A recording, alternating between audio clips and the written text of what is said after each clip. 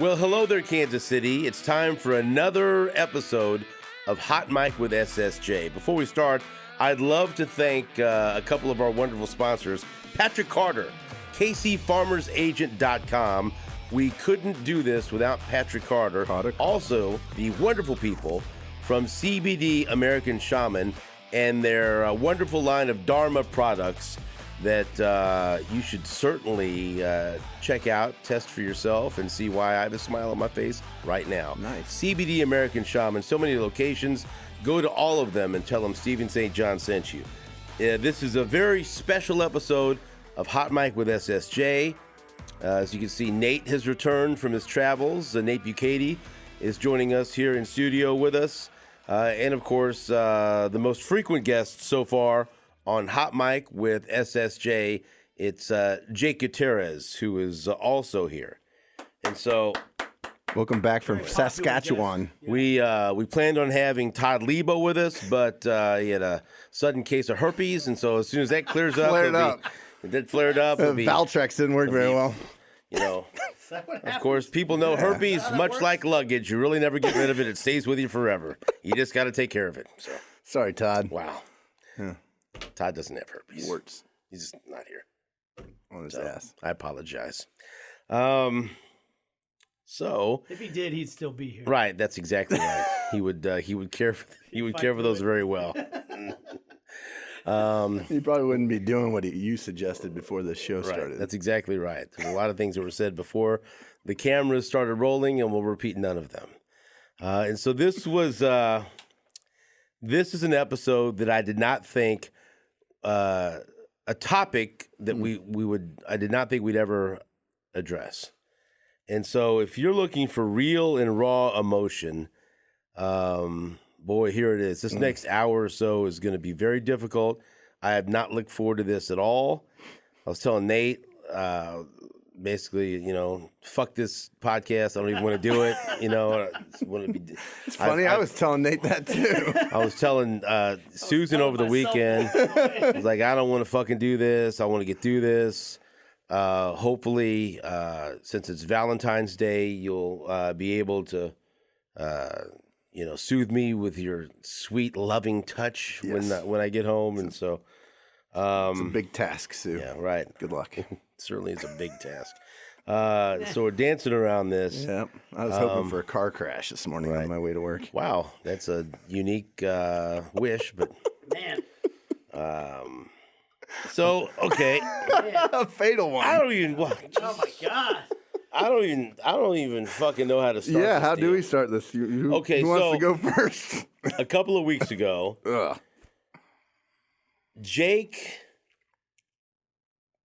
right after the show's over, he goes, "Hey guys, I want to talk to you." Closed door meeting. I need to talk to you.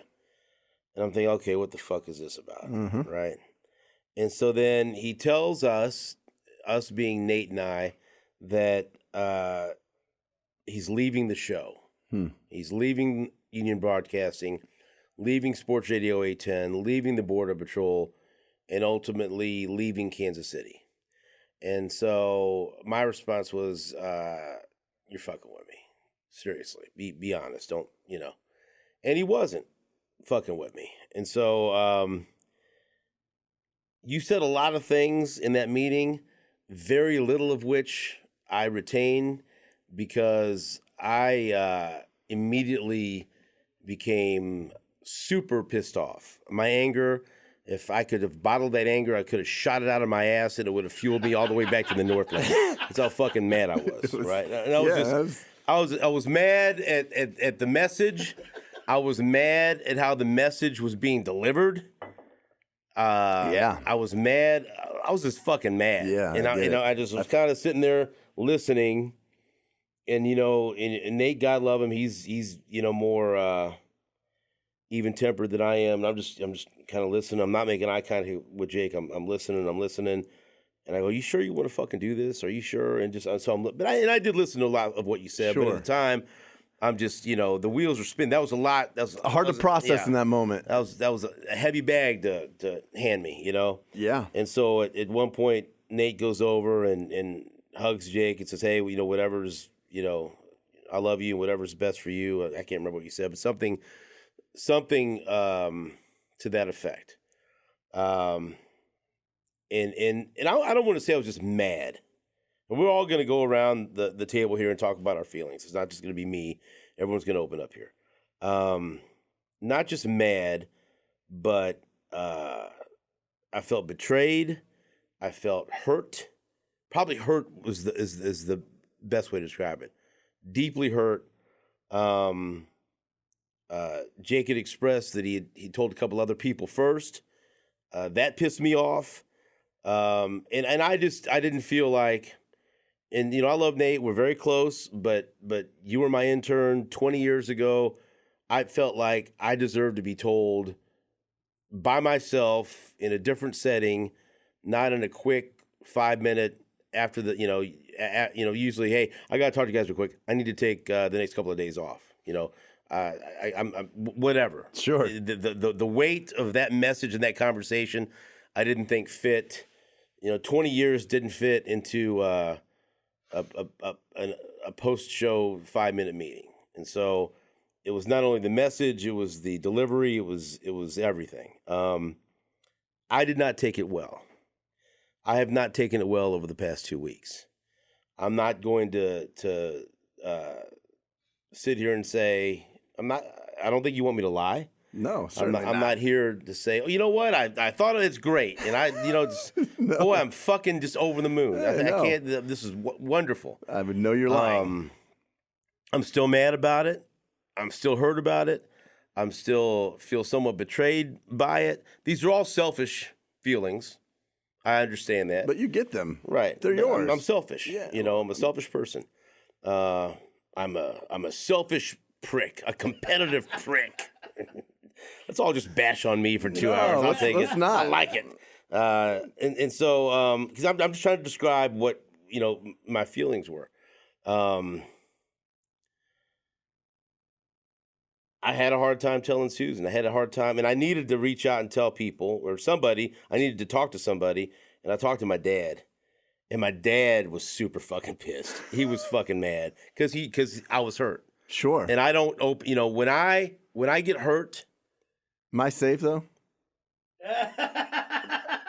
I mean, legitimately. There were a couple of days. It doesn't matter what freaking cabin you find. Yeah, out, I know. I need to make sure I'm safe. There were a couple of days. I love your father. I know he loves you, but there's a couple of days that probably wasn't a good idea to talk to him. Yeah, I did. But what I love about my dad is if he feels someone has hurt me or if I've been wrong, then he doesn't fucking care about the fact he's goes I in understand that. You hurt my son, motherfucker. Get it. And so, and I think the same thing too is just maybe the way it was presented. I wasn't right with that. I wasn't good with that. Because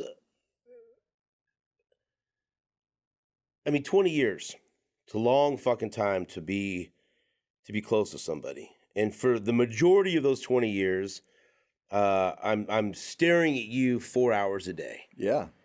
And we're not just coworkers. No. For people that understand the depth of our relationship. You started as my intern.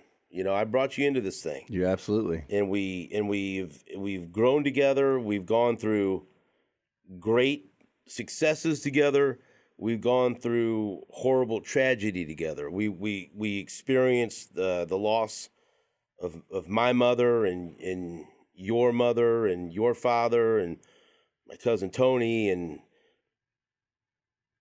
we've been together as friends and as I hate coworkers. That sounds that doesn't fit us. We've been close friends and confidants. Confidants. Longer than Phil's been alive. Right. When Phil's original godfather passed away, Phil, and I decided that you would be the replacement, and that's not, that means something, right? Always will. You would be closer to a brother to me than a producer. And so, and it's not just that, hey, I'm leaving, but I'm going to be down the street or whatever, you're leaving Kansas City as well. And so that's difficult. That's tough.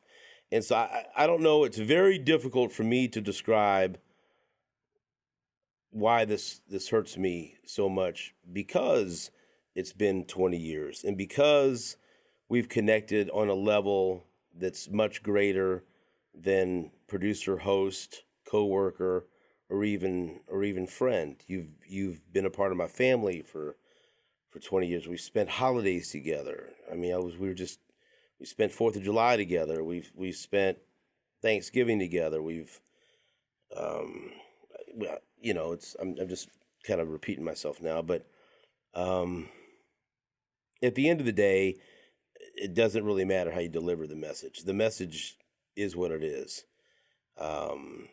And for me to say that I feel like the show will ever be the same without you, no, it won't be. That could be bad, but it could also, I guess, be good. People have told me, oh, we could use it as a fresh start. We could use this as a way to reinvent ourselves. I'm not in that area yet to where I want to fucking hear that shit. I can imagine. I mean, you don't have to be. Right. And so this fucking last 2 weeks, it's fucking torn me up. It has torn me up. And I've talked to the people that I've talked to about it, just my close people, just my boys, my girls, Susan, and my dad. And it's and Lebo, of course, because I wear him out. Nate and I have had a lot of long discussion about it, and so I do regret one thing. The one moment that does stick with me. I did. After Nate did that, I'm thinking, well, I better go hug Jake because that'll look bad. And I did say it, probably not as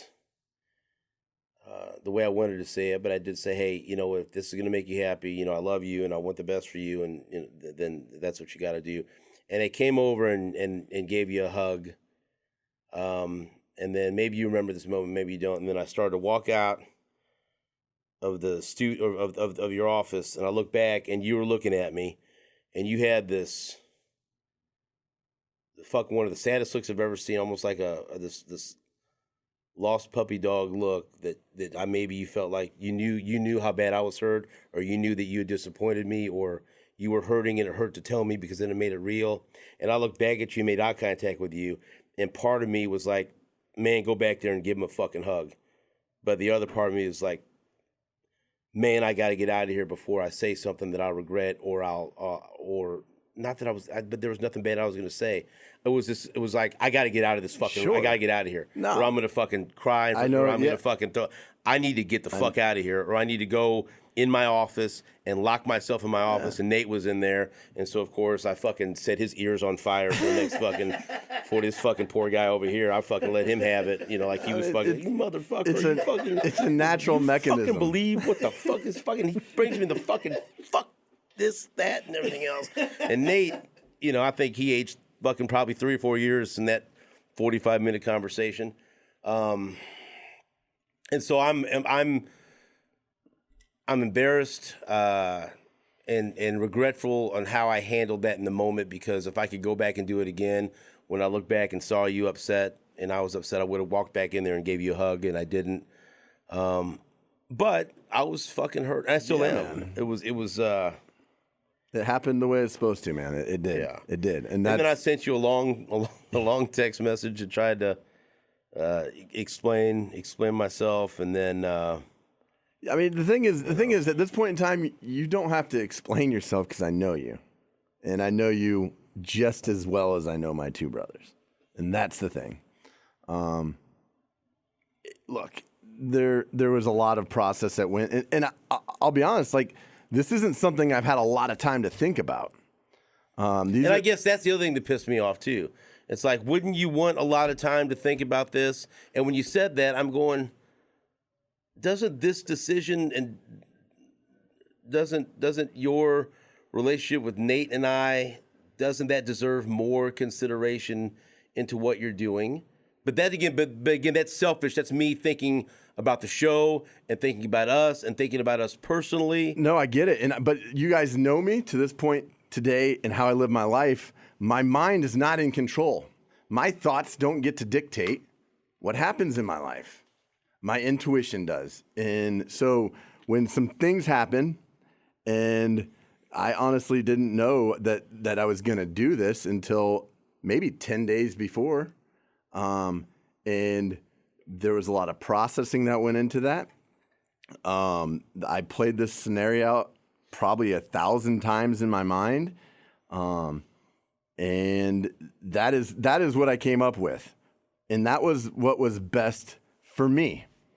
Knowing that, like, look, what I'm doing moving forward, there's no doubt about it in my mind.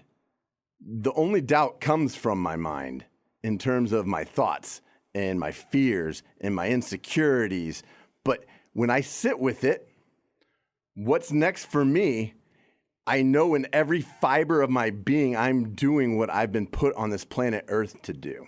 And I get that, but also there's like a fine line between acting on our impulses or intuition versus, hey, what's practical? And also it was, like, hey, maybe I'll stay with these guys for another month and a half and make sure they can find someone to replace me and help the transition.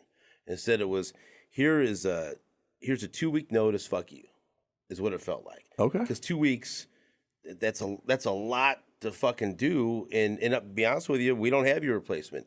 And we're kind of in a fuck you no man's land for a while, and so then I have to separate, okay, what does this do to me, you leaving, as a close friend and as someone that I love on a personal note, on a personal level, but then what does this do to me as someone that's responsible for the Border Patrol and the success of the Border Patrol and Sports Radio 810 WHB, and it feels like that part of the relationship, me and Nate got severely fucked. You know what I mean? And it would have been, hey, I'm gonna do this, but I know this isn't. You're we haven't hired anyone new on this show since we hired Nate. When was that? So we brought Nate in 15 years ago, right? So it ain't. This is this isn't like, hey, I work at a fast food place. We lost a cashier. I'll give you 2 weeks notice to find another cashier. Okay, I'll find one later on. I get that, man. I totally. You know what I mean? And I get that. But I had all these things I'm dealing with. Sure. The personal level, the professional level, and all of them had me fucking just mad as fuck.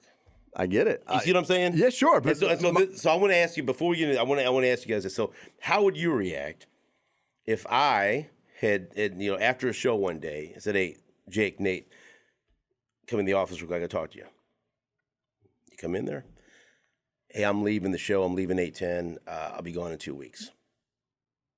Good luck. I love you guys. How would you feel?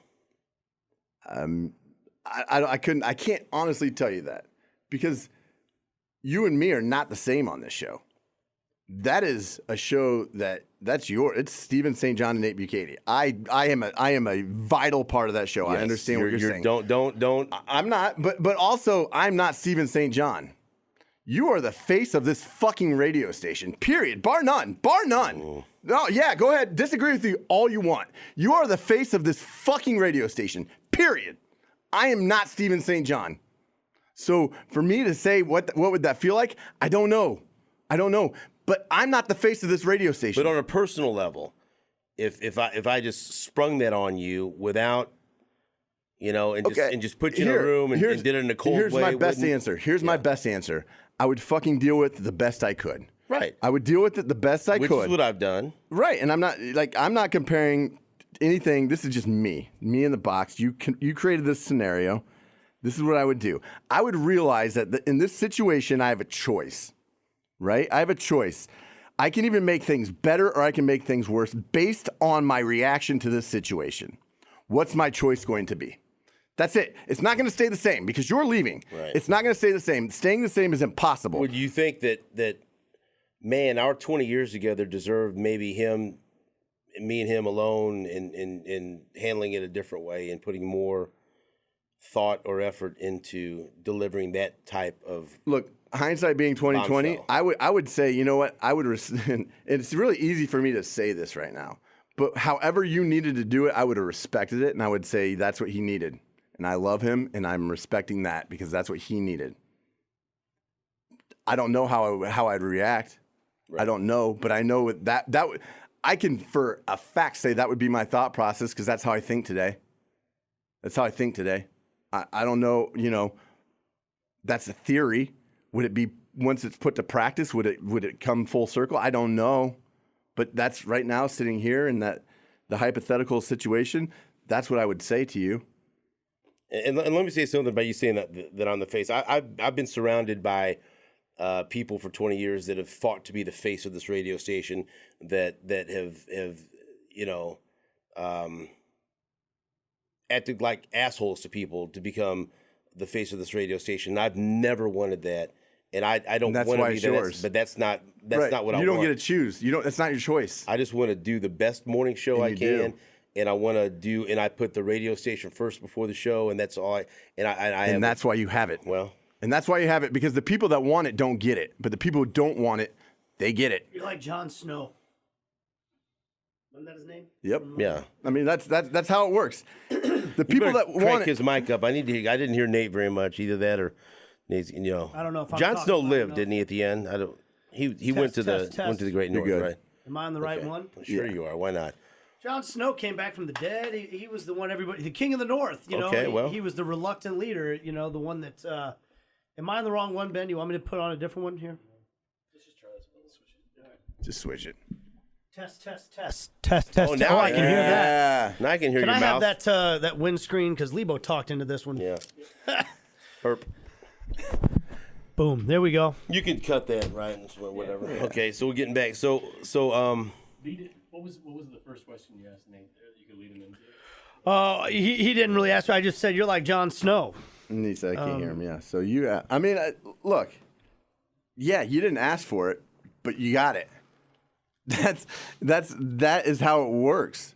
Is it? In this situation, yeah. That's how this.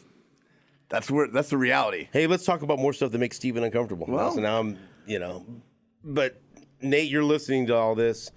You obviously, you were there when he told us. You were there for the aftermath of my, how. So let's try to keep some levity here, okay? Mm-hmm. How mad do you think I was on a scale of 1 to 10, having 11, having been forced to sit in that office with me afterwards? You were mad. Yeah, you were mad. It was almost like you almost got a little kick out of it because it's like we've been exposed to dads that get real fucking mad, and in the past it's like, oh boy, he's mad. This is kind of fun. By the way, let's put a time reference on this because the Chiefs didn't do me any favors by losing to the fucking Bengals. By the way, this was the day after the Chiefs lose. So let's just everybody's already in the AFC shitty game. Oh man, after doing a 4-hour shit show, and I was so ready when that show got over.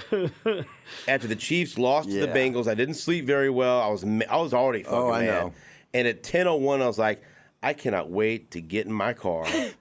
And you say King of the North, head to the Northland. Right. Okay, King of whatever. I'll say King of Berry Road, whatever. And I just wanted to get the fuck out of here. And then I'm walking, and I hear, hey guys, I want to talk to you real quick in the office. And I'm thinking, what the fuck could he knows how bad I want to leave right now. He knows. And that's one thing, having worked with me for a long, when I want to get out of here. Yeah. I'll even tell people, you fucking get everyone away from me. Keep them away. Anyone sales comes over here, you get them far You're fucking away. Blocker. I told you that before. I said, I'm making my exit. Yeah, and when I want to get out, I got to go. Because then I just, and so then you said that, and I go back in there, and I was thinking, so like when you heard him say that, what did you think he was going to say? I knew exactly what he was going to say. Fuck you. I'm serious. Did you already know? No. Are you lying? But I've been talking to Lebo since he went to the mountains last year during the Super Bowl. So then you kind of knew. And I said, I'm operating under the assumption, ever since he came back, I said, I'm operating under the assumption that one day Well, can we talk about this? This makes me look like a fucking idiot because Lebo said he saw it coming and you saw it coming and I didn't. Yeah, well, because I don't think you wanted to see it. Well, probably not. Because that's a room you didn't want to enter. But there's a whole. I was hoping. I was like, come on, no, I'm kidding. I was not. I'm very upset that I was blindsided by it. Now, looking back. Yeah. I'm an idiot for being blind. But we all have our blind spots in life. Everybody has their blind spots. Look, it's emotions. Can we talk? I don't know. Can we you say what you want? Well, there was another time that right after the show, Jake said, "I need to talk to you." There's only one other time I remember him telling me that. Can I? Yeah. Was it both of us? No, it's open. You? It's open. It was all three of us. It was all three of us. And he said, I need to talk to you. And he said, exactly what you're talking about. You want to say what you said? No, I mean, go ahead. I told you. That's when I told you guys I was an alcoholic. Yeah. He said, I'm an alcoholic. See, and I'm not drinking anymore. But that didn't blindside me. and that one blindsided me. I was kind of like, you said you're like, and oh shit, Jake. And I was like, and hey, finally. Yeah, and I was like, okay, I'm fat. Now what? What else do we got? I mean, this is like, I didn't. No, honestly, I thought when Jake did that one, I thought he was fucking with us. I thought it was a joke. I thought it was like, well, yeah, you drink a lot, man, Yeah, I know, yeah. And he's like, no, and I'm going to change my life and all this stuff. And then I was like, oh, he's being serious. Yeah. And so then I had to be like, okay, I got to change. I got to be. But so I like as soon as he said I need to talk to you this time, I knew it wasn't going to be like.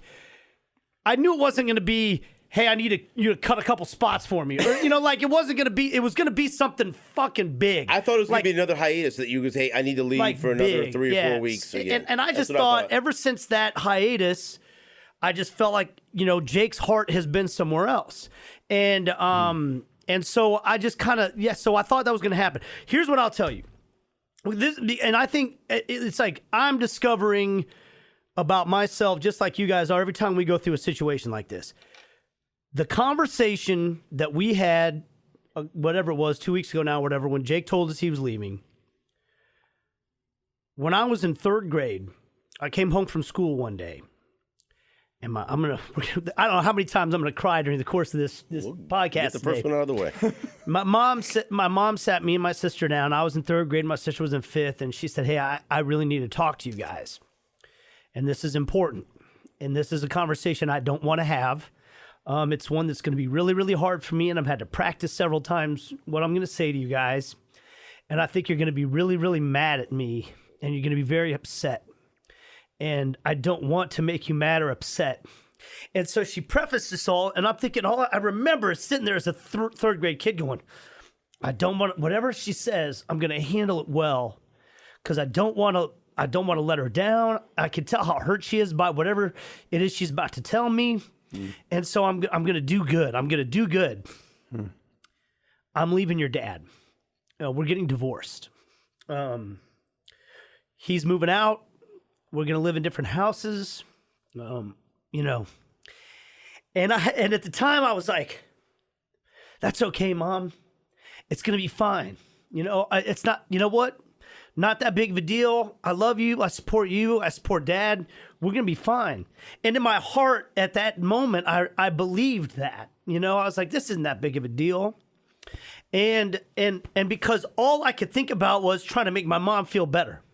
Whatever it was in the moment, I just, all my instinct was I just got to make my mom feel better right now.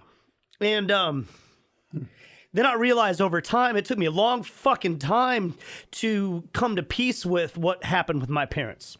I was angry about it and bitter about it for a long time. And it hasn't really been till adulthood and having my own kids when I've come around to realize I'm screwing up as many things as my parents have, probably as a parent. They did the best they could. And actually all the horrible things that I thought that I resented, moving all over the place as a kid, moving into, living on a farm, living in an apartment, bouncing all over the place, all these things that I thought were horrible. Allegedly living on a lake. I thought those things were terrible, and those things actually made me the person I am today, and I'm very proud of the person I am today. But it took me a long time to get there. My point being is, in the moment, I didn't exhibit the anger that you did, because all I could think about was trying to make my mom feel better. In the moment, I didn't exhibit the anger that you did towards Jake or the hurt. That's really what it was. You were hurt. Well, I didn't do anything. I just. Yeah, I mean, you said some things. You said, "Hey, man, you're fucking us." So you said that, and I don't think that's necessarily wrong. What I'm trying to get at here is, all I thought in the moment was, man, these two guys love each other. You guys have a bond, honestly, that I've always been jealous of, and I know that you guys both love me, and that I'm, a close member of the show. But there's a bond there that I don't try to step in between because I know it's there, and I've always I've always tried to impress upon you part of that bond. You don't want a part of that because it's from about our parents dying 100%, at the same time. 100%. You know what I mean? 100%. Yes. And so it's a beautiful thing. Mm-hmm. And to see you guys unhappy with one another, all I want to do is make that better. All I want to do is help that. And I realized as the 2 weeks have gone on that I've tried to spend, because I've had a lot of conversations on the phone with both you guys, trying to make sure that you guys don't let this come between you long term, because I know how important you are in each other's lives. And then I thought, like, it kind of started hitting me this past week that I haven't really spent much time thinking about, dealing with my own emotions, because I've been just kind of trying to help you guys manage your situation. Because one of the things I've told you a bunch is, man, we got so many days left with Jake. Let's make them count as much as possible, because there's nothing we can do to change that. Of course, now. he leaves for 2 of the days last week. Yeah, no, said that. I know. Well, that was not really. Yeah, he was just letting us have some time right, alone. But let's make all these days count. By the way, see you on Monday. Bye. Good luck, guys.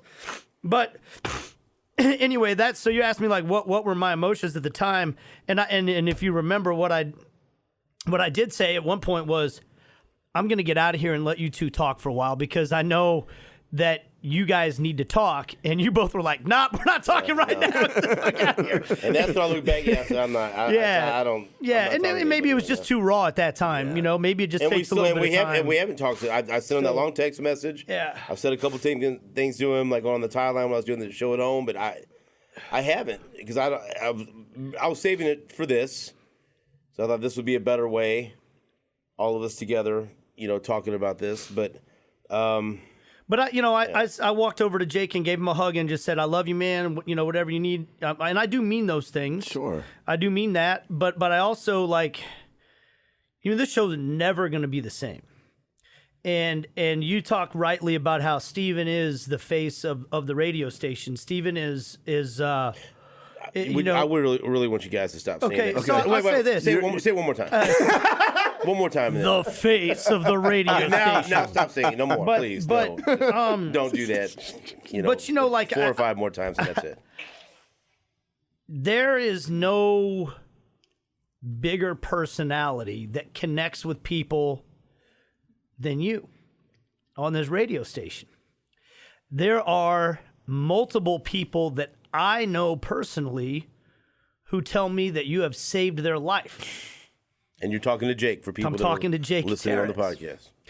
And I will say, like, and some of those are people in this building, and some of those are people that had never met you before, but heard us coming clean about some of this shit on the air. And I've had some significant mental health anxiety sessions in which you have changed the way I look at my own life, that helped me greatly. And I know how much you connect with our listeners in that regard. And no, we're not going to be able to find someone who does those things. I know that's not happening. And that's fucking hard, man. That's tough. We can find somebody that does some other shit you don't do, update the imaging every once in a while. Speak to someone in sales without threatening their life. Yeah, there's a few things we'll be able to find. Those are some boxes we're finally going to be able to check here at Union Broadcasting. Yeah. Hey, could you appear at this event? No. Okay, all right. It was my birthday I was going to mention, but that's okay. Yeah. So I don't know. Does that answer your question, Yeah. Steve, about how I reacted? I know. Yes. I feel like you think that through these 2 weeks, I'm just like not affected by it, or just like calm and. Yeah, but I also don't expect you to be affected by it the same way. but I mean, I Hopefully get that. this is me kind of pouring my emotions out for the first time, because honest to God, my biggest concern has been the friendship between you two. The show, That's not going to go away. Yeah, That's cemented. and that's okay. That makes me feel good, And because I told him it was Wednesday or Thursday when Lizette lied about the snow coming in. Wednesday. I told you that. Wednesday morning. listening, Gary? Wednesday morning, you told me you love me. And so I told him, I said, hey, but this is the way I do things. Real quick before one of the breaks, before we came back, I said, hey, no matter what, I love you, right? That meant the world to me, man. Right. And so I don't want you to think that I have, you know what I mean? Yeah. But he also, it's Look, there was I never thought this was ever going to happen. So when this became part of my reality, my number one concern was you. Now, the fact of that situation is I had to shift that. right. And because that's not being compassionate to Jake Gutierrez, to make you the number one concern about a decision that I'm making for me. Right. I agree with that. And so, but for a good portion of time, it was you and how you were going to react. And am I like, should I not even do this, or how am I going to do this, or I was so puzzled the way you told me. I had no. There was. You know? I had. It was rip the Band-Aid off. That was Right. that. Right. That was what it looked like. And again, no It was offense like, to this Nate. is Like gonna- I was like so pissed off. Like, why wouldn't you tell me by myself, on my own, away, where me and you could just fucking hash it out? I will say that was my plan up until very late, and then I thought those conversations are going to be hard as fuck. Right. Do I want to do that to myself twice? Do I want to do that to myself twice? Because all to the end, I was going to do it separately. And I was. And then the more I thought about how fucking hard both of those conversations were going to be, for a brief moment in time sitting in meditation, it's like, that's not fair to you, Jake. That's not fair to you to make you sit through two of those conversations that are gonna fucking tear you up. That you're gonna hurt two people, and there was no way around it that I wasn't gonna hurt each of you. No way around it. No way around it. That was inevitable. I was intentional, unintentional. You both are human. You both love me, and I'm going somewhere else. So I was going to hurt you. No matter how you received it, you were both going to be hurt. And that is not easy to sit with, even now. It doesn't make me feel good, but I also know it's like, I have to start, if I can't be compassionate to myself, the reality is that I'm a fucking fraud. I'm a fraud because I can't be compassionate to anybody else until I'm compassionate to myself first. That's reality. And I can act compassionate towards people, but that's not true compassion if I'm not sitting here being compassionate to me. And so when I sat with that and said, this is how it's going to be, I have to be compassionate to Jake because that conversation is going to fucking suck no matter what. And I don't want to do that twice. I don't want to do that twice. And so, yeah, it probably wasn't fair to you. It probably really, really wasn't fair to you, our friendship and our relationship. It wasn't fair. When I say that, the only thing that comes to my mind is my dad telling me 1,000 times, maybe 10,000 times, when I would say, Dad, that's not fair. And he'd look at me and say, Jake, I love you, but life's not fair. Right. When that's all I can, no, it wasn't the best thing for you, and it wasn't the best thing for you. But that's the best thing I came up with for me. And I have to live with that. And today, I think I did my best. And when I sit up at night thinking about it, I can sleep all right knowing that it may have not been perfect and there might have been shrapnel everywhere, but that's fun. Like, what that's fucking me, man. Right. Like I fucking. It's just more like, I guess, about respect, you know? Well, if you think that I don't respect you, then we have a bigger problem than me leaving. No, I believe that you respect me, and that's why I expected it to be handled differently, because I think you respect And that's me, why expectations suck. you know? And that's why expectations suck. Because expectations of other people are always going to let us down. They're always going to let us down because they're not going to meet our expectations of other people. They're going to let us down, maybe not 100%, maybe not 50%, maybe 0.99%. Man, But they're not ever going to be exactly what we think they are. yeah, and maybe I don't want to live life like that. Like, I have certain expectations, beliefs in my wife and in my kids and the people around me, because I trust them and I love them, and I trust you and I love you. But are those expectations, or are you think people should have values, and those are values that you appreciate within people? I don't know. I mean, we're playing with words here. I just thought that our 20 years together deserved a different approach. That's it. And I'm not gonna. I'm over that part of it. You're right. There was no way you were going to tell me that I was going to feel great coming out of it. But I would have absolutely have felt differently if I would have been the first person you told. If you sat me down and invited me to your place, or said, "Hey, I want to meet somewhere," and we talked about it and hashed it out. Or even if you would have told me that while you were thinking about it, because that's the other thing that bothered me. You said that I would have tried to influence your decision, and I wouldn't have. But you would have, without even wouldn't trying have. to. Whatever You know? your opinion of the situation would have been, it would have influenced me. No matter what. No matter what. It would have had some kind of influence on me. But I don't want you to think I would have tried to get No, you to stay, I'm not saying that you would have tried to talk me out of it. But I'm saying to bring a football thing into it, and this may be influence and convince are two different things. I'm not trying to be cold here, but there is something that stuck with me, like what Mike Tomlin said. I want people that want to be here. I don't want hostages. I don't want someone that don't want to be here, because that would, and if that's true, like what Nate said, if your heart hasn't been into it, then why would I want you to be here if your heart's not into it?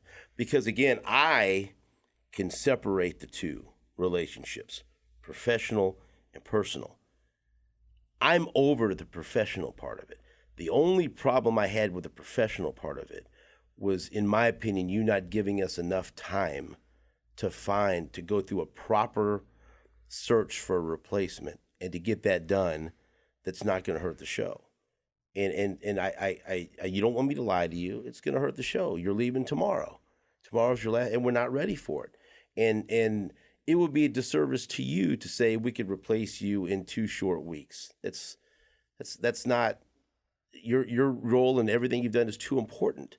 And that's it's not that you're leaving. It's like, man, I really wish you would have said, "Hey, I'm gonna stay for a month and help the transition. Let me help you interview the next person. Let me help you pick the right person, since it's me, since you know better than anyone what you do and how important you are, and what you do for the TV part, and what you do for booking guests, and what you do for everything. Then who better to help select the replacement?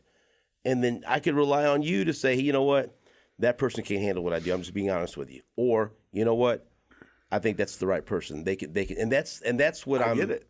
I get that. You see what I'm saying? It's sure. It's not that you're leaving. It's, man, if Nate, am I being too? Is that wrong? No. Because that's honestly, that's been the biggest professionally. That's been the biggest problem for me the past couple of weeks, is going into the sun. Like, fuck, what are we going to do now? I got to get the right person. Because let me tell you something.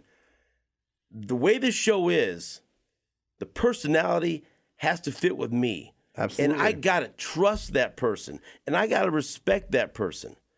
Okay? And there's only so much airtime. And you got to be able to vibe well with Right. that person. And there's only, Jake has a good vibe with you. Can't be fighting over the microphone. All this, it's that's why the show works, because we get it on a different level. You know what I mean? Yep. It's like when a quarterback and a receiver have been together for so long, and they just have to give each other a look, and they adjust the route, or they, you know. And Here's so, what Mike Boddicker says: when a really good pitcher has a catcher that he throws to all the time, Right. And he said, I had that, and then I lost it, and I'm shaking the shit off the next catcher, and this guy can't call a fucking game right, but he said I had to eventually adjust. right. But a great way is, so I wanted you to help me find that next catcher because you had the most intimate knowledge of what was needed, and I wanted you to be able to say, hey, this is what it's going to take to deal with Nate, to deal with Steven. This is what it's going to take to be successful doing this. And that would have been such a useful tool in trying to find the person to replace you. I get that. So that's I all. I Did you respect see that. I totally get And that. so it's not like, fuck Jake, he's leaving. I'm not, you know. No. And let me tell you, I've been successful to whatever level anyone thinks I am on this radio station. Number one, because of the people that are around me, that I've been able to trust. I worked with many co-hosts. I disliked many of my co-hosts. There were co-hosts that I would come to work and I would hate it. I'd be angry all the way to work, and I'd be angry all the way home. Okay, I love Nate. I hope Nate's my co-host for and we said, what's one of the first things I told you after this? You're like, hey, I need to know where your head's at. Are you fucking leaving? Yeah. Are you gonna go fucking? You know, are you gonna go fucking soccer crazy on the West Coast or some shit? Like what? I mean, tell me. I need to know. And he committed, right? Mm-hmm. And so now, if you fuck me, then motherfucker. But you know, yeah. But that's important to me. I'm not with Nate because I have to be, because I want to be, because I can vibe with him and I trust him and I want to do the show with him. That hasn't been the same. You know I that. lived it. Yes, I know that. Yes, absolutely. And so it's a very important thing that I think that has made me successful is surrounding myself with the right people. And I share any success with those people. That goes to the right sales staff that I've worked with, the right production people. And here, I guess, you know, come up with the jokes about, you know, kissing ass and pucker up everything else. I got the best boss in the world. No, I agree with you 100%. He's awesome. I mean, I think he's the best. And that's right. But that is a fact. I mean, that is fact. And you guys know. I say that as I'm walking out. That here's I won't work for another person ever again. I'm working for myself from here on out. Like I don't have another job lined up. Very bold proclamation. I will. And we'll, yeah, I won't. No, I mean it is. It is. That's fine. It's bold, right? Yeah, but like that's a fact for me. Like that's part of this is the only job I've ever known. I've only worked for one person. And like, you know, I think I can speak for all of us. Lebo is instrumental in our success. Yeah. What a sounding board, someone we could depend on. And again, I keep going back to trust.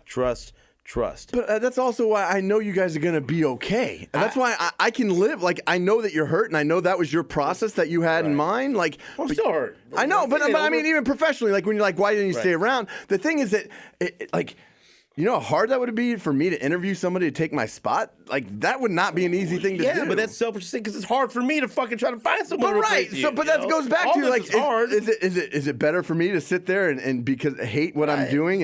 But I don't know it. It's like, so this hypothetical, it doesn't exist. But then that's when you think, you know what?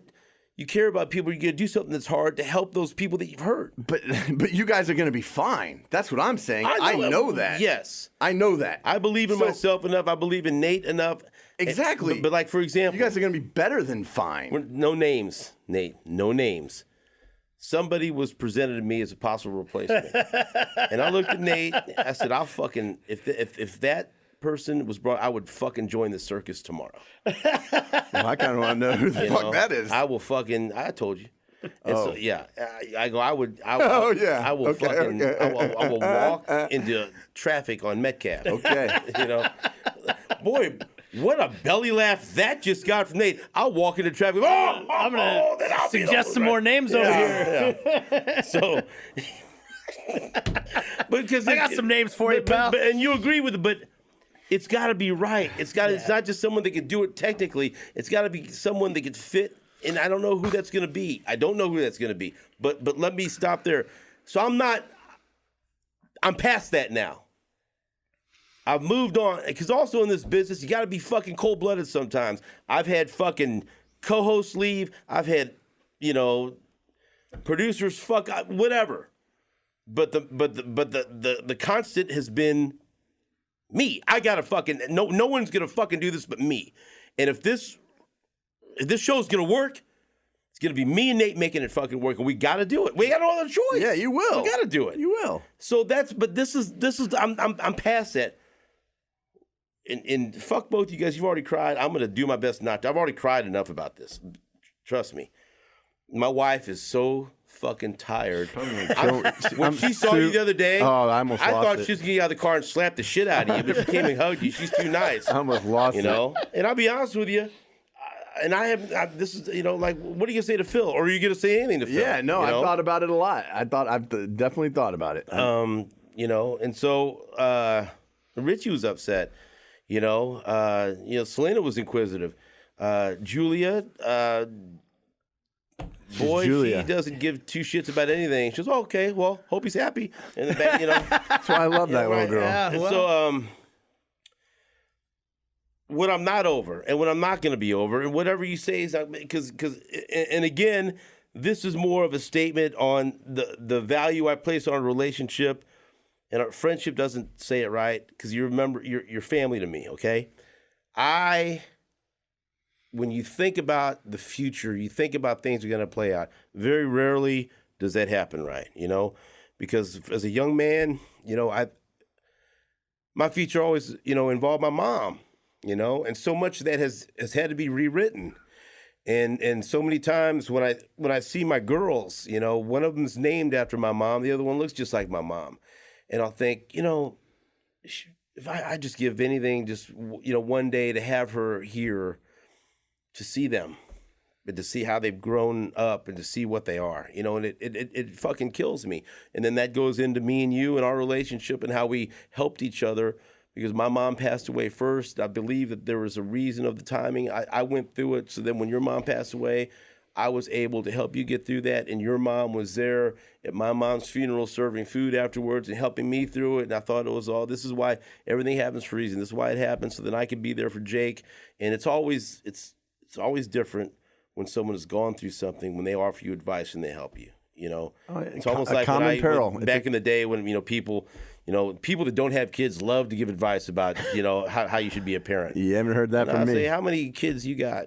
None. Shut the fuck up. Sorry. Shut the. Right. Now that you're a parent, you get that, right? Oh, yeah. Okay. Because I knew you before you had kids, right? And it's like, you don't. I'm never doing that when I have kids. Right, yeah, aren't you? Yeah, And then, okay, well, get back good to luck me with when that. you have Let me kids, know how that right? goes for you. It's different, Yeah. okay? Yep. I'm rambling now. But when I've thought about my life, because I do think about, I try to have, I have positive thoughts and try to play things out. And what am I thinking about?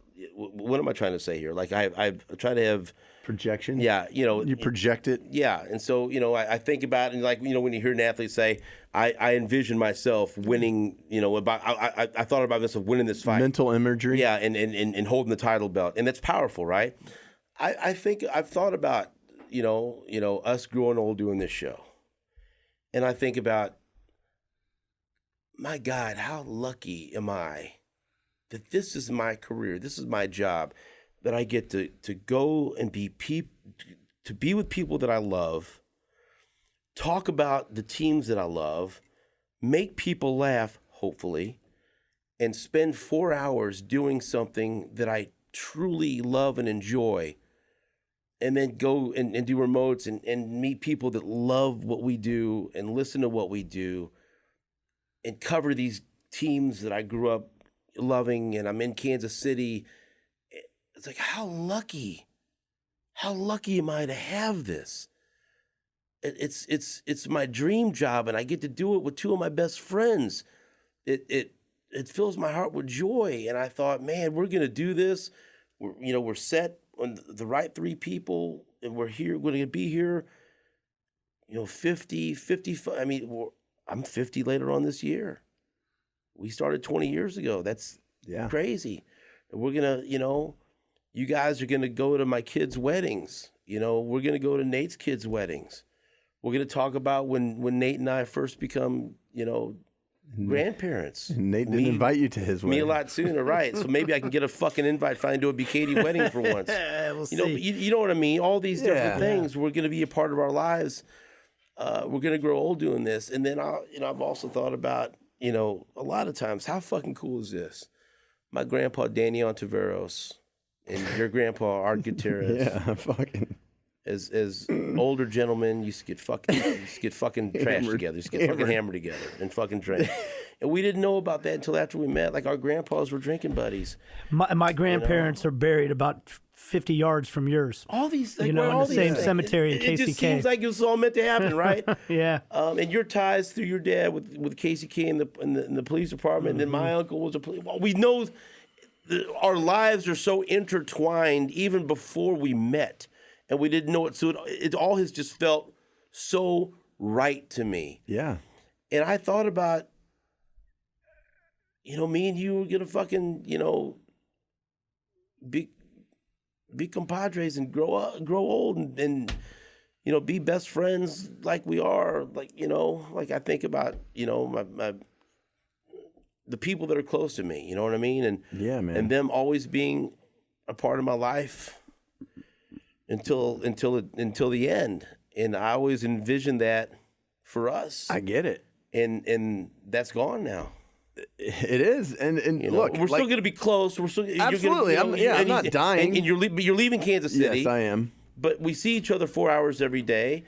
It's going to be different. Way different. You know what I mean? It is. And it's just like, Look, if this was the easy thing to do, right?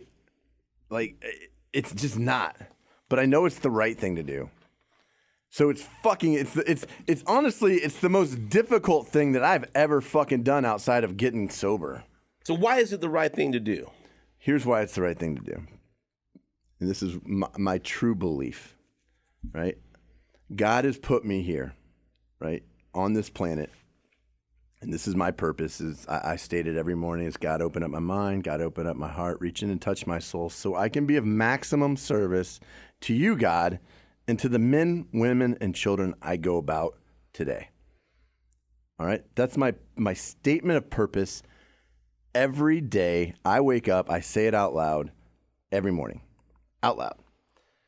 Now, if I want to do that at a level I think God has put me to here do, right? Then I have to invest all my time and energy into doing that to the best of my ability. That has been a vocation up to this point. Nate, you mentioned it. I help people. I help people, and I do that in my spare time. The thing is that's what fills me up today. And I need to go invest all my time into doing that if I am going to do it at a level I think God has put me here to do. And that involves me not being here any longer and not doing this job any longer. Because I believe that God has put me through a lot of shit. And all of that has a purpose. So I can go to somebody else and say, hey, look, this happened to me. This is what I did. And if you want to do this, here's a template for that. Take this template and make it your own and go do that.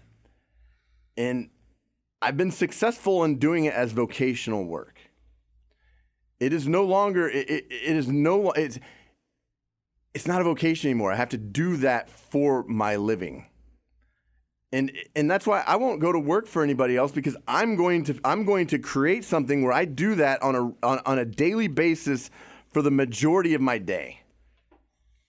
And so that's what I believe. God put me here, put me through all that shit, watched me like go through all this shit that should have killed me.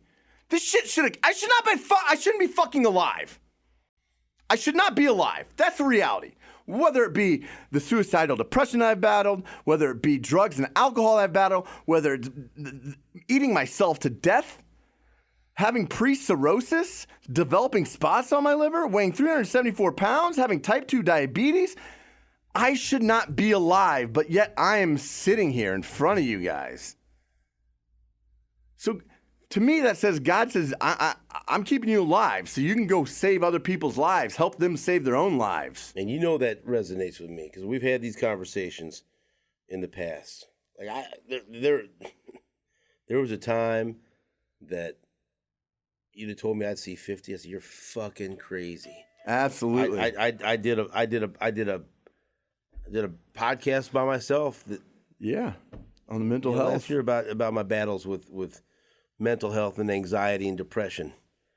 And so all those things I get it, and I think that's beautiful. And I don't want you to think that I'm taking away from that or minimizing that, because everything I've talked about is we're all selfish in this situation. You know, you doing this and not focusing too much on what you're leaving behind, that's selfish. Sure it is. Absolutely. You know, Nate wanted me to get hit by a car so he could take over the show. I think he wanted you to join the circus. Fucking selfish. Yeah, and for me to be mad at all about you leaving is selfish, because you're expressing to me why it's the right thing for you, how happy this is going to make you, which is why I needed to fucking hear this as you told me your decision so I could properly understand it. And the way you told me, you say you fucking know me, as soon as you fucking told that, and I'm standing in the room with Nate right after the show, I'm not going to fucking hear anything. I'm not, you know what I mean? And I would never want you to be someplace you don't want to be. I would never want you to be unhappy. I want you to be happy. I love you. That's obvious. But look, I've talked a lot about that, not to too many people. I think you guys know me well enough. I grew up, I had a big family, big extended family. Through the Ontiveros, my grandma and my grandfather and my mom and all my uncles and aunts and cousins. My Uncle Richie died, and there are a lot of other things played into it, but that family got splintered. I don't have any contact with anyone on the Ontiveros side. That fucking sucks. I know it. I don't have any contact with any of them. Outside of my dad, I don't have any contact with the St. John side of my family. And before I met Susan, it was broken down to, and my dad was in the joint, all I fucking had was my mom, and that was it. And that's why I was so dependent on her, and that's why it fucking broke me when she died. I literally didn't have anyone else in my family whatsoever. And so when I met Sue, I told her, I said, we're going to rebuild my family. We're going to rebuild the St. John family. We're going to turn the name around and make it a positive thing, instead of people when they hear the St. John name and can't say, oh, fuck them. They're fucking crazy. And they might still say that, but we're going to try to put a positive spin on it. I'm going to be my mom and dad are both very intelligent. My dad or my mom, neither one of them were given the opportunity to graduate from high school, much less go to college. They both got their GEDs later on in life. But I said, I'm going to be the first fucking person in my family to graduate college, and then all my kids are going to go to college. We're going to change the course of these families that I've been a part of. And we rebuilt it. That's why we have a lot of kids, and it's taken a long time. But it wasn't just meeting the love of my life in Susan and having, the boys. And when I met Susan, she had a little boy named Chris, and he's my son. He's 30. Chris, I'm waiting on a grandkid. Let's go. You're married. Come on. Chris, Richie, Phil, Selena, Julia. And now I have a great relationship with my dad and his wife, Vicky, but it doesn't stop there. Nate's part of my family. Lebo's a part of my family. But you have been like a fucking brother to me. And unfairly to you, a lot of that I missed when my cousin Tony died, that was like the last one I had contact with. And I couldn't save him from fucking drugs and alcohol and everything else. And he died many years before he should have. And I blame myself. I have a Facebook fucking message between me and him that I look at from time to time where he was fucking, I tried to be, you know what, you need to, I can't be around you anymore unless you get help. You have to help yourself before someone else helps you. And I tried to, That's all you can do. And then a couple weeks later he was dead. And I lived that. I got to wear that.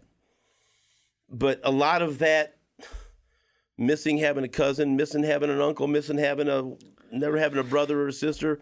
A lot of that went into you, and you are part of my family. And so now, when you're leaving, it's fucking even harder on me, and it's selfish. I get it, but also I hope you understand. It's a statement on how much you mean to me, and how you you telemarketer. Let me tell you something, you motherfuckers. I'll never. Listen to me. Here's the deal. I don't even fucking answer the phone when it's someone that I know. You think I'm gonna answer this one of these? So turn that off. But you know what I mean. And so I hope you understand. That's why I don't take any of that. I don't any of your reaction. I But know, even right now, this is where it's coming from. How I get it. How deep our connection it's is. because you love me. It's because you love me. I got a couple things to say here. I've been trying to sit back most of it, but I do have a couple things to say. Number one, after I sound like a selfish prick. No. You sound like you someone, sound real. You sound fucking real. So after you sound like someone who loves somebody who's losing someone. Yeah. That's what you sound like, man. So after Stephen parted my hair with words of anger directed at you in the office and everything, we already talked about I that. think I went in there. I said, "Look here, motherfucker," and he didn't even do nothing wrong. That's not over. I go, "Look here, motherfucker," and then it's like, "Wait a minute, I'm not leaving." Sorry. Hey, we all have our roles. Not sorry. We all have our roles. I called you up. And I said, and I think you already knew this, but I said, the first thing you need to know is that the reason that Steven is, you should take it all as an incredible compliment, because he wouldn't react this way if it was somebody he didn't give a shit about. Absolutely. And if it was somebody that didn't mean a whole lot to him. So that, and I think we're getting there now. But I want to say this to you, Steven. I'm gonna give you some words that I got from this fucking weird man right here. And you're a weird man, Jake, but you've got some wisdom to you. So like, to go back to some of the parallels in our lives. And I'm not weird. I'm just not like you.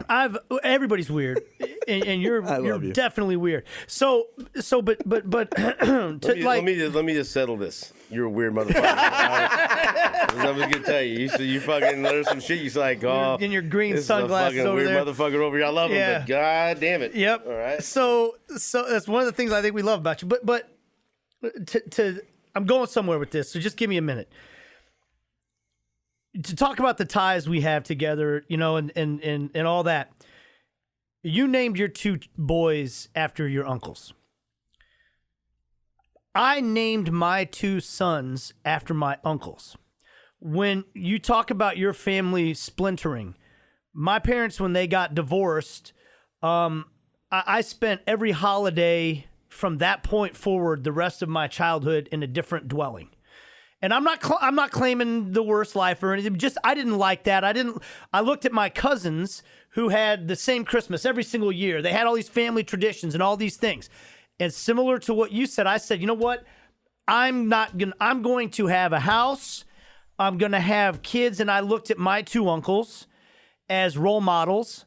And I named my two boys, because of you, I named my two boys after my uncles. And one day I was sitting in the office and I was spilling my guts to Jake about all the fears I have about. I constantly live paranoid that you're going to come in someday and tell me, I don't want you on the show anymore, you're out of here. Or Chad's going to tell me that, or Sporting's going to say, we don't want you to be our play-by-play guy anymore. You're out. I live in this constant fear that this whole life I put together for myself is going to fall apart in a minute. Mental note. Now he's gonna power. He's gonna. Oh no! I shouldn't have come clean on that. I know. Oh no! Right. But Jake, I told him that one time about. I was like, we were about to have our third kid, and I'm like, man, if this thing all falls apart on me, I don't know how I'm gonna be able to pay. Support my family, all this stuff, and Jake said,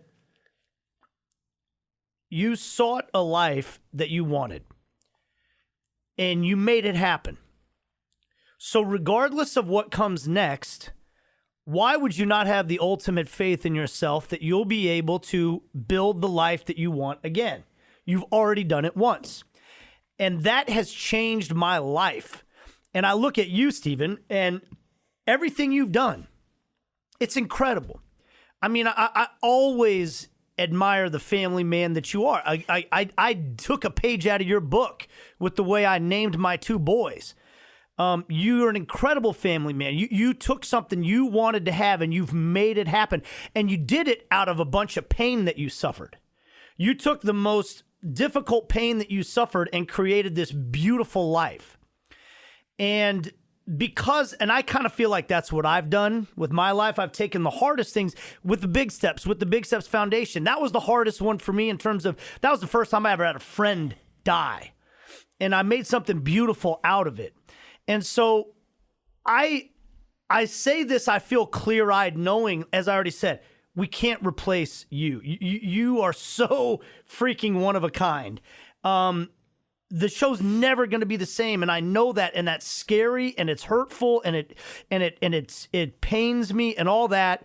But I also know that you and I are the kind of people that have taken the hardest things that have happened to us in life and made something amazing from it. So I don't know how.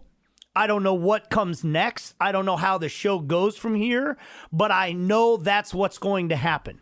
And that does make it easier for me, if that makes any sense. Like, it does make it like, fuck yeah, we're gonna do this because look at what we've done already in life. You need to know, like, I hope you see, like, you of all people, and I think deep down you do, you know how you've been through even harder shit than this, which is crazy because this is going to be really, really hard. And you've done it. You've built the life that you wanted. You're gonna do it here. Yeah, stuff way tougher than this. Yeah, and look at how you've come out. You know, it wasn't easy, but you pictured the life you wanted and you fucking made it happen. It's funny, like the first, let me say, started in '98. So then until probably 2006, so the first 8 years or so, I used to go into Chad every once in a while and say, "Hey, am I good? I'm not.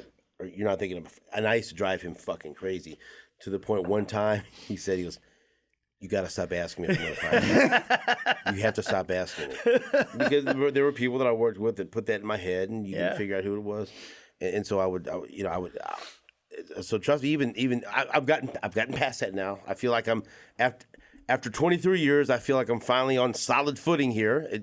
But it's not anything that anyone's done. It's my insecurities and my anxiety, much like yours, where I would always like, this is going too well. This is going too well. What's gonna fucking happen now? I think that's part of it. Is we value the things that we have so much because we know how dedicated we had to be to make it happen, right? Like it's hard to keep a family together. That's hard, you know, and it doesn't happen. You know, it's not easy. You have to get some luck along the way too. It's hard to put together a career for yourself in any industry, and you have to have some luck. So when you know that stuff, you're constantly like, oh God, is it gonna go wrong? And then you spend so much energy trying to hold it together that it's just good to have somebody like Jake around to tell you, hey man, you're gonna be all right. I'm such a weirdo. You know, I talk about just, wanting to bring back the familiarity of my, the family that I've lost. Like, my grandparents, Danny and Augie. We named our fucking dogs Danny and Augie just because it's comforting to hear Danny, Augie, where's Danny and Augie? I'm like, it just gives me joy, but it sounds, when I say it out loud, it sounds weird. No, it doesn't. But if anything, I would take it another step further. It means that Danny and Augie aren't still gone. Alive. Absolutely. They're not gone. It's taken me a long time to realize Sean Biggs is not gone. Right. No, that's, and your mom's not gone. She's here. She's here in your daughters and in many other ways. And in the energy that you infect the people around you with, she's still here. And here's the thing. And you kept them alive. You know this. There's a hole in you that's never going to be filled. The hole that was created when you lost your mother will never be filled. It won't be. It never will be. I know, and it's impossible. A lot of people just don't fucking get it. But for me, when I lost both my parents, there's two big fucking holes. They ain't going anywhere. They're going to be there fucking forever. And I tried to fill them up with drugs, booze, everything until I was almost dead. Those holes are always going to be there, right? But also, when my parents passed, a piece of me passed with them. Yeah. And now when I live, a piece of them lives on with me. That's right. That's how right. it goes. They died, and they created a hole in me that will never be filled, and a piece of me died with them. But every day I live, a piece of them lives on through me. So they never die until I die. And so, like, I want to go back. Like, something that you said is that, look, I can identify, like, what happened with my father's family business. I'm not going to talk about it, but I don't know a single person on that side of the family any longer. We don't talk to them. It's very similar. So they don't exist to me. And I've tried my best. And I live with that, knowing that that's what my mom and dad wanted me to do, is try my best. I have. And that's the way it worked out. And I lost my grandma last March, right when I got back from the mountain. I lost my grandpa the January before that. And, like, you guys have families. Like, you go home. You guys got families. There's love vibrant in your homes. Like, that's awesome. It's awesome. Be nice. Be real fucking nice. You know, you could have that if you want to. Yes, yes, I do know. I do. And I want that for you. And hopefully one day that will be for me. It's also why I'm leaving Kansas City, man. Because you don't want that, or No. you do? Because here's how I look at it. If that's meant for me, God will present it. Because I've always felt like you've resisted that. Well, I've stopped resisting, Stephen. So you do want that. Of course I want Do you that. want kids? Yes, man. See, if God wants to give me that, but then that will be that. You've never said yes to that question to me. Well, I've never really wanted, and this is the fucking last platform I ever want to fucking say that. What? But like that might be in my reality. The thing is that I don't like. That's not up to me. It's up to God, right? Like, and kind of up to you. well, I you know. But is it something that I desire in my life? Sure, I do. More than I.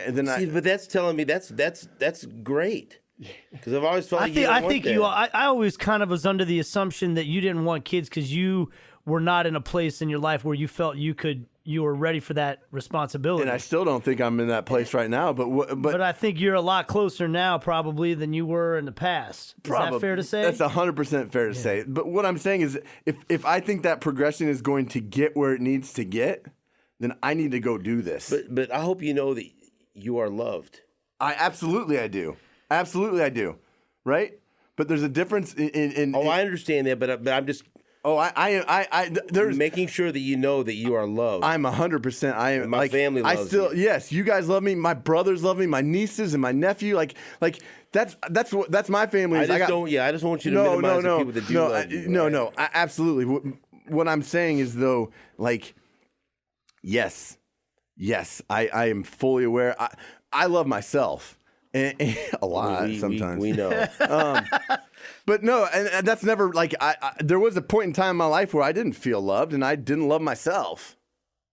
You know, and I understand that, and I get that. But you do. I mean, that you've grown from that, right? Absolutely, dude. I'm telling you, like, yes, I know you guys love me. I don't question that. Like, most of all, I know that God loves me. That's the most important thing, more than any human being on this earth. Like, I know that God loves me, and how do I know that? And to love yourself too. Right. But I am God, right? God exists in my soul, right? Like, I'm like the power that I believe that is God. Like, He took a little tiny spark and He put it inside of me. So that's my soul. Like, I have a God spark inside of me, and God sparked a soul into my body. So God exists within me. I don't go to any building to find God. The only place I've ever found God is right here in my heart. It's through love. So yes, I know I'm loved, and because I know I love, I have the ability to love. And you know, I mean, you mentioned we get to go home, to our families. I feel that way sometimes when I come here. That it helps me, and because it's not the same as my home family, but that's why this is so fucking hard. This is my family, and I don't want to put any more on you, but I mean I feel like we gotta empty the vault here. I've depended on you so much as a sounding board to sit through my bitch sessions every morning as a confidant. If I complain about work, if I complain about anything. That's your fucking co-host. Yeah, man, this motherfucker. No, anything. You've been my confidant, you know. And again, selfishly, you know, I lose my right hand man. You know, there's a different. I mean, for Mexicans, you know, I would always hear my grandfather. Right, he had 3 best friends. Vince Ramirez, Chris Avalos, who they called Chief. We called you Chief for a while there, and then Manuel Zuniga, right? And then you know, Manuel's wife was Helen, and Chief's wife was Kathy, and Vince's wife was Marcella, and it was Danny and Augie, and they'd all rotate, you know, hosting Christmas, hosting 4th of July, hosting everything, you know, but they would always call each, you know, my comadre, my compadre, you know. And they had it to me than being a compadre or comadre had a deeper definition than friend, almost family, right? And that's what you've been to me. You know, I'm not trying to make it just where you can only be Mexican, but we do connect on that different level, absolutely, with our culture and everything else. And it's like that's what you've been to me for over 20 years. You've been more than a producer. You're closer to a brother than a producer. You know, absolutely goes both ways. I mean, you know that you've been that same mirror for me. You know that you brought me in here. That is like I can never repay that. And I know that you already have. Well, I mean, you've done so much for the show and done so much for me, my professional life and my personal life. You already have. Okay. You already have repaid it. Fair enough. But it's something I'm going to, until the day I die, have a level of gratitude for that is going to be, it's incomparable. Because you guys have seen me fucking grow up here. 20 years. I was 22 fucking years old when I walked in here. Took a while, but we got there. Yeah. We're getting there. And look, I'm a better person at 42 than I was at 32. Fuck, how old was I when you fucking got here? What year was it? Man. I mean, fuck, I was 30. Right. I was young. I mean, that's fuck. Yeah. You're 30 years old. 20 years, man. I know. And this is not the easy thing to do. It's not easy. I'm uncomfortable. But I also know that God is showing me this is what Jake, I'm going to be more uncomfortable the longer I don't do this. And that's why you got to know whether it I mean, you would do it anyway, and whether it means anything or not. I mean, you do all this with my blessing and my best wishes and my love. I love you. That's not ever going to change. You leave here, and I don't see you for 5 years. You come back, and you're still, you know, my compadre. You're still my family.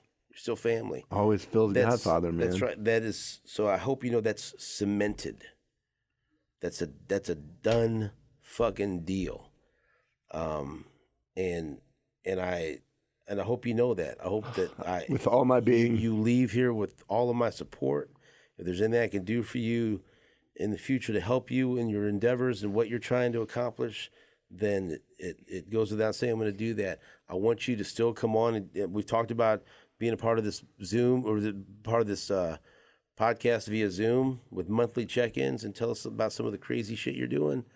You know, I want that. I don't want this to. What I don't want is I don't want this to be Jake leaves town and then we don't hear from Jake for fucking 3 or 4 years. Ain't gonna be that. It ain't gonna be that. That's what I don't want. That's what I'm afraid of. No, man. We'll do a monthly Zoom call. I'll fucking we will set things up so that doesn't happen. But I want you to know this, both of you, right? That all the fucking good that I'm gonna go do in this world, you guys have a big piece of that. A big fucking piece of that. And that's something you guys should be really, really goddamn proud of. But just think about all the people that I'm going to help themselves. You guys are going to have a massive piece of this. Well, then make me a promise then. Tell me. If you do this and make a bunch of money, give me a piece. That's right. That's right. Fuck yeah. Yeah, I Fuck wanna yeah. cut. I'm not talking I'll buy you fucking just little let cut, me- little slice. just let me wet my beak. Yeah. That's all.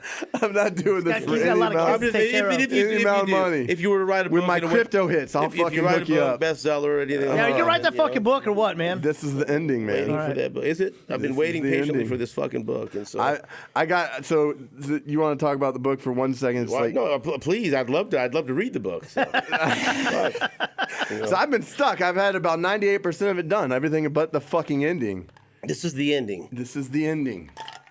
This is the end of, and I realized that when I came to the realization that I have to go do this. This is the fucking ending of my book. I've been living the ending of my book. Are our names in it?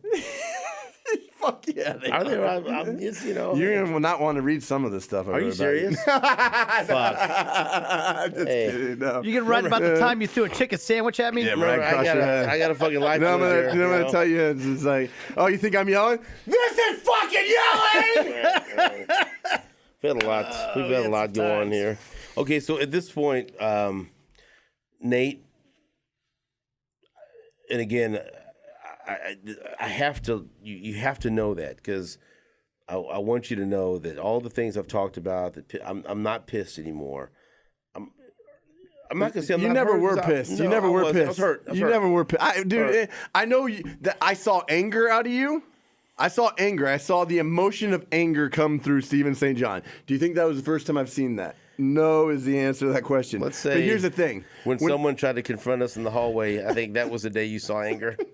The thing is that I know where the root of that anger came from, and it came from a level of betrayal. It came from a level of being just hurt. Blindsided, all of that. That, like, I know that you weren't ever truly mad at me. Maybe at the situation, yes. But any of the negative emotions I saw out of you, ultimately where they came from was from love. Right. I mean that's the reality. It's why it's like I never took it personal, because when you got mad or whatever happened or anything that I felt coming off you, I just shut down yeah, man. But I knew that because I like didn't want to do anything that was no, but it's showing like anger. that. Like it came from love. You love me, and that's like that. In that moment, that's how it came about to manifest itself. I went and took it out on Nate, which I should have. Yeah, done. well, he I would've deserves it, just, usually. lit him on fire. Nate, So, I'm just going to tell you where this is headed. I want you to say, your final piece. I'm going to say something. Then, Jake, I do want you to say something to the listeners that have given us their time over the past 20 years, from you being an intern on Jason Willock's Neighborhood to you working with John Renshaw to you ultimately being on the Border Patrol where you've been for the last 15 years, because they deserve 100%. They deserve something. And so, Nate, give us the final words here. We'll say some final goodbyes on the air on Tuesday morning. First off, I'm gonna say this: like, we're not saying any goodbyes. That's not happening. What we will say is, we'll see you later. Okay, Not there you farewell. go. Farewell. We'll say some There will farewells. be no What- goodbyes, because I'm not fucking dying yet. Well, even if you do, you won't really die. We already covered that too. You'll be with me for the rest Don't of my life, open that motherfucker. fucking Whether you can of like it or worms. I'll not, haunt you, you will. motherfuckers. I never had a brother growing up. You never had a brother, Stephen, and it kind of occurs to me that Jake had two, and has two, and then he's got like his work brothers here, and I hear from people all the time about all the bickering that Jake and I do on the show, and that sometimes people ask me, "What's your relationship really like with Jake?" And I said, "You know what? I've never had a brother, but it's like what I imagine having a brother's like. You bicker all the time. You fight with each other. You know exactly. I know exactly what buttons to push to get this fucking guy really mad enough to throw a sandwich at me or shout across the hall." And let me say that I have never pushed buttons. People accuse me of instigating things and stirring the pot. That's I stay out. That's of, what the line big. of That's fire what the there. biggest brother does, And so, and it What's that does. supposed to mean? It's oldest brother. The oldest brother. That's, there you go. Lord ass, the biggest brother. But I feel that way. Yes, we know how to push each other's buttons and get each other going, but there's the reason. I think what occurs to me is that the reason brothers can get away with doing that kind of shit to each other is because there is this underlying depth of love that is understood at all times. Yeah. You can get away with doing all this other crap because deep down it's like, man, we're fucking brothers. It ain't going anywhere. And I feel that way about you, and I can't think of a higher compliment I can pay anybody than to say that. And like you said, we're not saying goodbyes. The Flaming Lips say, instead of saying your goodbyes, let them know that you realize that life goes fast. It's hard to make the good things last. You realize the sun doesn't go down. It's just an illusion caused by the world spinning round. And It's flat, dude. and that's right. The earth is flat. It doesn't really go down anyway. But it is, I do feel like it. I'm glad I'm at a point in my life now where I realize that I'm not saying goodbye to you. And that does give me some comfort because it is going to be tough, and I love you. Love you too, man. I'll say this is going back to what I was talking about trying to rebuild the family that I've lost or no longer connected to. And I think Nate can attest to this. I've got a very hard shell. I'm like an M&M, very hard shell, but I'm very chocolatey and delicious inside. I don't let people in. I don't trust people normally. Some would say I don't like people. I think I do, but I don't trust people. I don't let people in. I have acquaintances. I have friends. Then I have people that I've allowed into my heart. And I don't want a lot of people into my heart because my heart's been broken too many times in the past. And so then when I let someone in, then I'm vulnerable. And I don't like to be vulnerable. Nate could tell you, for a long, when we first met, we were acquaintances. Then we became friends, and it took a while for me to let you in. You're in. You've been in. Jake, you've been in there a long time, and there's not that many people in there. And so it fucking hurts. It fucking hurts. And I can't lie to you and say it doesn't hurt. And I know we're still going to be friends. It's not like you're we'll keep in contact, but I stare at you for 20 hours a week, man. You see the good of me, you see the bad of me, and you see the really bad of me. And you've seen sides of me that most people have not seen. And you still care about me, and you still call me a friend and family, and you are family. Just like it's like our man Vin Diesel says, man, family, and I just,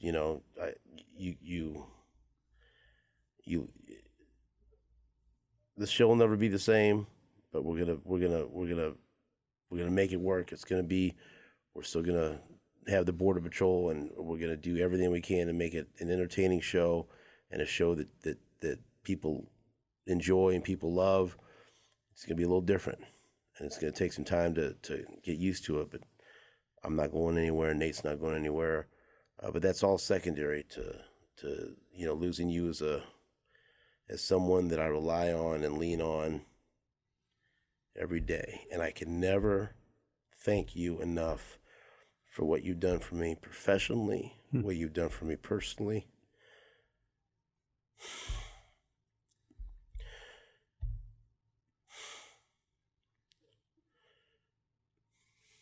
What you've done for my family. What you've done for me when I needed you. And, no one can replace that. So I love you. I love you too, man. And that won't change. And you still feel Godfather, and that ain't going to change. So you tell people, say what you want to say to the wonderful listeners that have, made the last 20 years here at Union Broadcasting possible for you, because ultimately that's who made it happen, man. Yeah, thank you both for those words. it's been an honor to wake up every day and look forward to going to work, and that's never stopped. And you guys are the reason for that.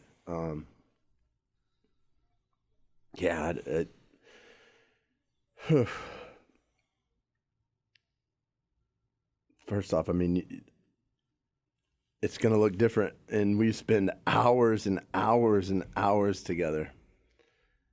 But the thing is that what we've created can never be destroyed, and that's love, man. It's going to look different, it's going to be different, but we can put effort into staying connected. That was a hell of a run, though, wasn't it? Fucking almost 20 A lot years, longer than it's man. supposed to be. Almost 20 years. That's forever in radio. Yeah. Look, I don't know what the future holds, but I know that this is what I'm supposed to be doing, and that's the only, this is hard. The easy thing in my mind would be to do this for another 15 or 20 years and then retire. But how many people do the easy thing in life for them when they know what the right thing is? This is the hard thing, and there's massive amounts of fear, and there's damage that I've created that I'm going to have to do my best to nurture and heal within both of you guys. And it's not just you two, but ultimately I know that I can do that. And my brother's not pumped I'm leaving Kansas City. He's not pumped I'm leaving Four Nieces here.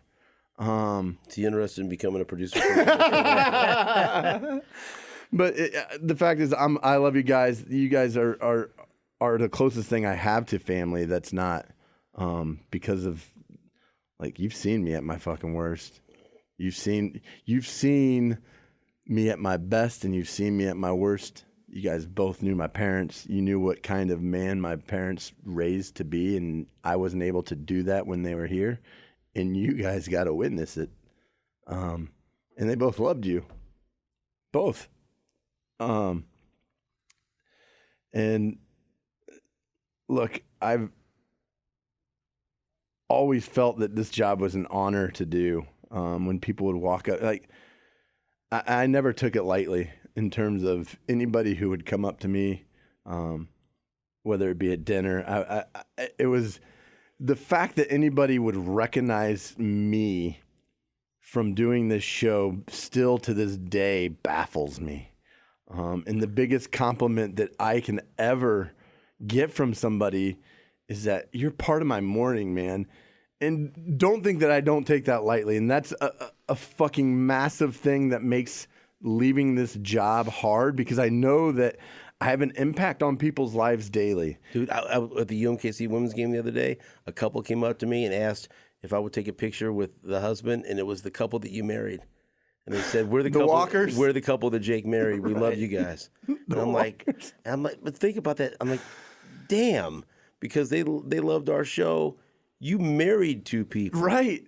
That's one of the most special days that I've had. How and, unbelievable! I mean, serious. Look, there's one thing that us as human beings have not been able to synthetically create or replicate, or at least close to it, right? And that's time. Time is the only commodity that we cannot recreate or roll back or duplicate. And the fact that somebody would wake up in the morning and invest the most precious commodity that they have is their attention and time into something that I fucking do. There's a massive amount of value in that. And so I say that knowing the value that I can put into somebody's lives. And I still think that I'm walking away from that into something that is going to be even more impactful. You know how hard it is to walk away from that, because that's satisfying. This job is incredibly satisfying. Well, it's a big giant ego stroke every time. Let's be honest. It's awesome. It's awesome. I love this job. I love Chad Bogert. I love you guys. There's not another company I would ever want to work for ever again. And I'm going to do my best not to. I'm going to create Jake Goody Inc., and I'm going to work for myself. And and if I do need to go back to work for somebody, I'm calling Chad up because Chad, I if you're watching this, you made me a deal. No. I can always come back and work for you. He said that, man. You got to work with Briscoe though. Yeah. That's well. I don't know why. I don't know why I took Why? us out of Briscoe. Of all the fucking people, why would you throw him under the bus? I actually like love that? Josh Briscoe, so I don't know he's why. great, dude. That's why you said it. But I understand. Like I never took this job lightly. Briscoe's like, what the fuck? I'm catching strays on this podcast. Well, I don't love you, Briscoe. You're just all right. You're No, a good but dude, Briscoe. I've never taken this job lightly, and it's been an honor to anybody who has included us into their lives for 5 minutes, 10 minutes, maybe even all 4 hours. Like, thank you for giving up your most precious commodity and investing it into us. I hope, these guys make you laugh. I make you laugh once in a while. You might learn something, but I think ultimately people invest themselves into this show because of the people that we were raised to be or raised ourselves into. And that's a reflection of our ancestors, our parents. I think we are all three. No families are perfect, and they all have their flaws, and everybody has one. So it's just like, there's no such thing in my mind as a good family or a bad family. There's just a family. And that's why me and you have always been so close, because I think we've always recognized that, man, we are a couple of fuck-ups that are unbelievably flawed. That are alive, man. But we're fucking alive, and I don't, we're I don't, making it, you know what I mean? I don't say that jokingly. No, neither do I. We talk about this. Yeah. Like we shouldn't even be here, and here we are, and we're doing our thing, and that's why it's hard. No, so I mean, I can't tell you the amount of feedback that I get from doing this podcast, from doing the show. Like I love Kansas City. Kansas City's my home, and I know what the next 3 months of my life looks like. That's it. And then where are you going? Well, I'm going to Colorado. I'm going back to the exact same cabin that I started the book in February. Okay. I have that until the first week of June. I'm leaving February 23rd, and I'll be up there till June 1. Are you going to stay in Colorado? I don't know.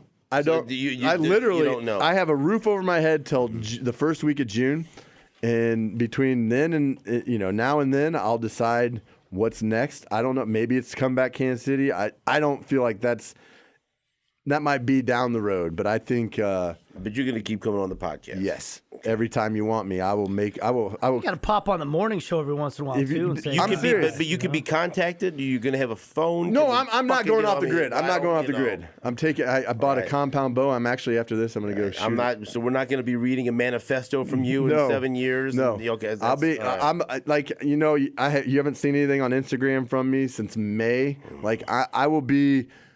You will see what I'm doing. Okay. You will see what I'm doing. And you guys will be included in it. I'll be on this podcast anytime. I'll be on the radio show once anytime. a month on the podcast, maybe. Done. Let's do that. Done. Okay. Done. And I wouldn't mind, like, every quarterly, every monthly, let's get a group of like Lebo and Swartz and you guys. I'll fucking set up a Zoom call. Well, you made that promise for the last 3 years. Did it happen? So probably once. I'm not gonna fucking go. There's always room for growing. Okay, and so let me say this just on a personal note, and I'll speak for Nate here. I'd like to think that's why our show does resonate with a lot of people, because as you can see here, our emotions are real. We're real people. We are who we are, and either you love it or you don't. And hopefully, the people that are listening to this podcast love it. We care about the show deeply, and I can promise you that I will do everything in my power. I will put my heart and soul into this show, as I always have, and we will continue to have the Border Patrol. It'll be me, it'll be Nate, and we don't know who else. And if you're out there and if you're thinking about, hey, I could be the producer, I should apply. Don't fucking send me emails. Don't send me fucking resumes. Do not fucking approach me. Do not fucking talk to me about this. You are my decisions have been made. No, not hired. Declined. So let me just lay that out there. And so it's going to take about 45 to 50 days of emails in a row. But it's a hard shell there. The commitment between Nate and I to continue to give you a show that you want to listen to will be 100%. this show next to my family, this radio station, and this show is my life. And that is not going to end because I love Sports Radio 810. I love Union Broadcasting, and I love the people that listen. And Nate, I know you feel the same way. We're in it. We're in it to win it. For sure. I forgot to tell. I'm going to be out of town all week, though. He won't be here tomorrow. All right. Now, I'm in. Let's go. Let's go. Well said. Thank you very much for listening to this. It's been, I'm gonna say the microphone's off, but here's what we're gonna do. This is gonna be like, I got this idea from the Mary Tyler Moore Show. On their last show, they all got together and did a group hug. It's cheesy as fuck, but we're gonna end this, and the camera's gonna fade to black. We're all gonna come over here and give each other a fucking group hug for the first time and apparently for the last time. Until next time, the microphone is off.